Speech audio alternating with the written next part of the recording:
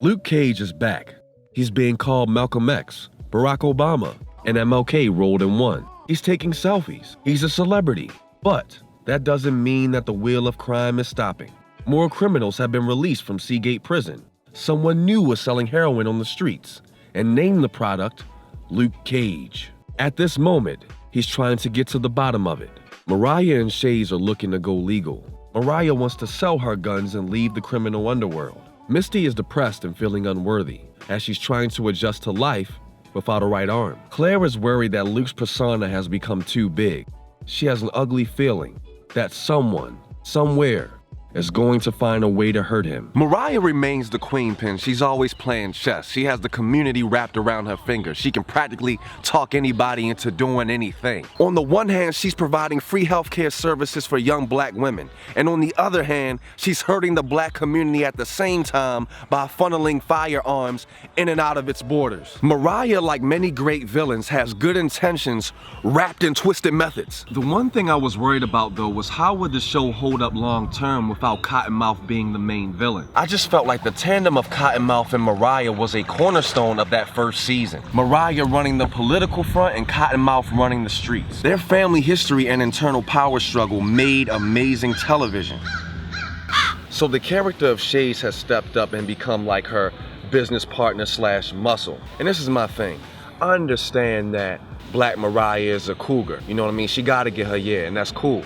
But it's like, yo, that they have to kiss in every goddamn scene, in every scene. So whereas Shays has taken the position of Cottonmouth in the company, Bushmaster has taken the position of Cottonmouth as far as stage presence, if you will. He has the intimidation factor, the savagery, the right amount of In addition, he has the intellect of a Michael Corleone with the powers of Luke Cage. Plus, his combat style is that of Eddie Goro from Tekken, so as you can imagine, it's hell on earth fighting this guy. And this makes him the perfect adversary for Luke Cage. I mean, let's face it, Luke Cage, or quote-unquote Power Man, is a stiff, orthodox fighter.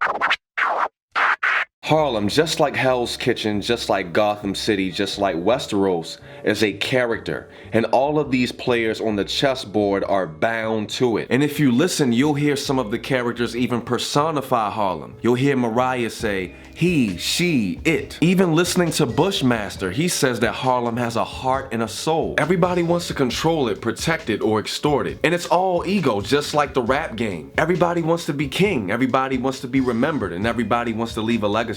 And my acting standouts is really no surprise. Alfre Woodard kills every episode. Simone Missick is the all the time. Mustafa as Bushmaster was dope. And Brother Theo brought up a great point about Gabrielle Dennis as Tilda. Watch her reactions closely when she's talking to her mother. I'll leave that there. So for the newcomers watching Luke Cage for the first time, there are a couple of things that you must understand about this show if you're going to sit through it. Number one, this show has roots in blaxploitation and satire. Thus, a lot of the dialogue is cheesy and sounds like Shaft, particularly when it's coming out of Luke Cage's mouth. Quite a few of the character archetypes are stereotypical. Secondly, Luke Cage as a person is corny. Claire reminds him of this every day in conversation. And this is not by accident. The show is fully aware of what it's doing at all times. And the reason why I bring this up is because I saw some outrage on Twitter concerning some of Luke Cage's actions in the early episodes. And I was talking to Brother Theo about this last season as well, because Luke Cage, like Black Dynamite,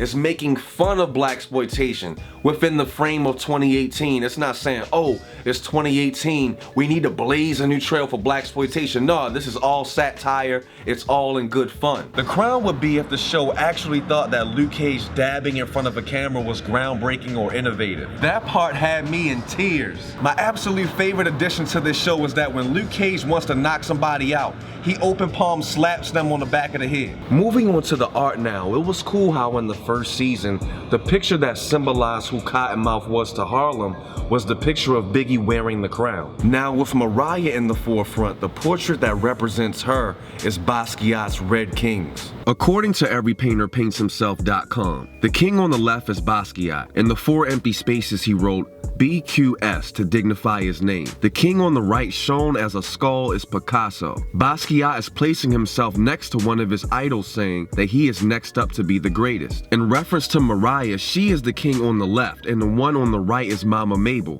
her grandmother. So there weren't as many book cameos this season as it was last season. However, there were 2 books that were referenced throughout the show. The first of which is Ta-Nehisi Coates' Between the World and Me. You should definitely watch my book review of Between the World and Me if you haven't already. It is definitely on this channel. Ta-Nehisi Coates is from Baltimore. He's an award-winning author who writes for The Atlantic. He's fresh off of writing the most recent Black Panther comics and is slated to write the next Captain America comic book series as well. The second is Why Should White Guys Have All the Fun? Written by Reginald F. Lewis. Reginald was another Baltimore guy, graduated from Harvard Law. He was a big wig on Wall Street. He's the first African American to have $1 billion business. It was his wish to fund a museum of African American culture. That museum, in his name, stands in the heart of downtown Baltimore. Now, as far as the soundtrack for this show goes, I forgot how funky the intro is. It gets me every time. This season is riddled with a lot of classic jazz, reggae, hip-hop, and soul music. Alright, so quick story time. I think I'm at the second to last episode of Luke Cage Season 2. So I'm like, alright man, you know, I'm having a whole lot of fun watching it. So I'm at the laundromat, I jump on Twitter, and I'm scrolling down my timeline, and somebody ruined the goddamn ending for me, yo. I was so hot, yo. I was so mad, yo. You just gonna sit up there and ruin the ending, huh? You ain't got no friends. No friends to talk to. You that desperate for likes and retweets? Luke Cage Season 2 was a genuine good time. I lost track of everything while watching it. Even though the ending was spoiled for me, I'm still giving it an 8.7 out of 10. And as always, if you like my videos and would like to help me make more videos, pledge $1, whatever you feel, to my Patreon page. Just keeps me out of the Hunger Games and in front of your face. We got more movie reviews coming your way, and we got more book reviews coming your way, and we got more of that random stuff coming your way. I'm in the bathroom.